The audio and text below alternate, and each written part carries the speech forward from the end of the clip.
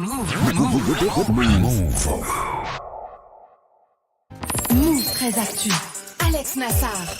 Move. 13-13, 13-14 même, c'est l'heure de la Zoombactu de Guérin et comme tous les vendredis, une Zoombactu internationale, le point sur les dernières infos du monde, de l'univers et même de l'au-delà.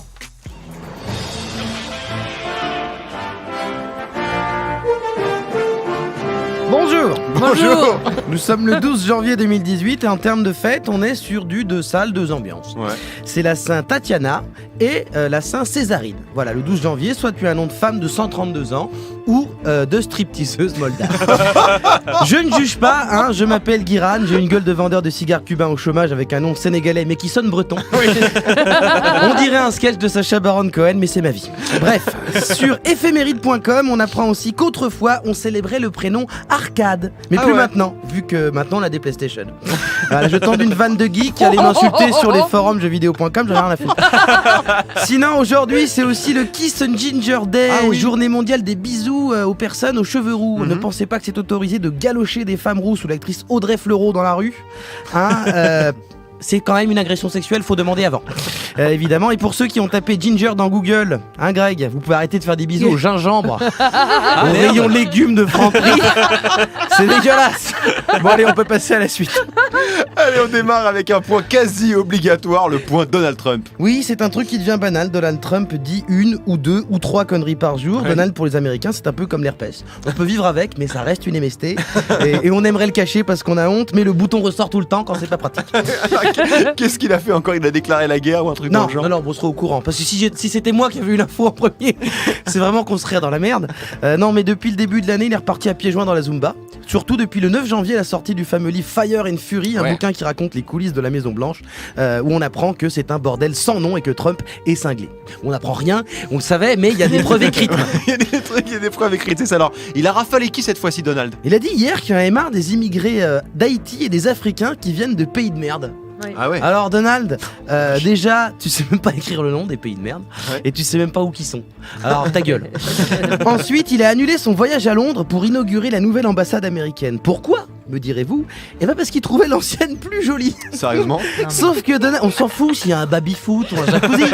C'est pas ta maison de campagne, une ambassade. Donc ta gueule, vraiment. Mais attends, il a vraiment des problèmes mentaux ce monsieur quand même là. Ou alors, deuxième théorie, c'est juste un immense connard. Ah oui, c'est Je sais pas, on le saura jamais d'ailleurs parce qu'aujourd'hui il doit passer sa visite médicale obligatoire et malheureusement il n'y a pas d'examen psychiatrique prévu, c'est juste le cholestérol, la tension, les prises de sang, enfin de sang. Vu sa peau, je pense que ses veines, c'est plutôt du tropico.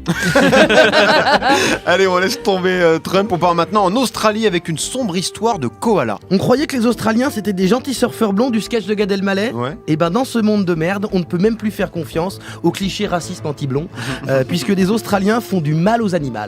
Ils font du mal aux animaux, et notamment aux koalas. On en a retrouvé un petit mangeur d'eucalyptus, l'a cloué à un poteau. Oh.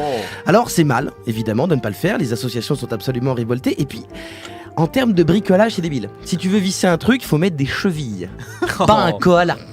Va dire, sinon ils en vendraient chez des bricoramas. Oui, certainement. Allez, on part maintenant en Thaïlande avec une histoire de pénis, mais qui n'a rien à voir ni avec Rof ni avec Booba. Ben oui, ce sera en fin d'émission ça. Ouais. Il semblerait que le fait de blanchir son kiki soit de plus en plus populaire en Thaïlande. C'est donc l'exact contraire de la blackface. Le black dick. Non, white dick, excusez-moi. Visiblement.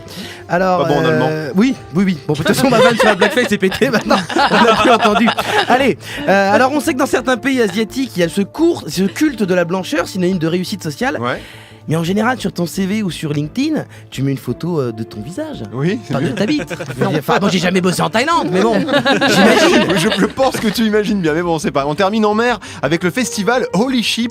En gros, c'est une boîte de nuit sur un paquebot, quoi. Oui, un gros festival électro en mer qui s'est terminé hier avec un règlement intérieur un peu particulier puisque les organisateurs ont demandé aux gens de ne pas avoir de relations sexuelles avec des pizzas.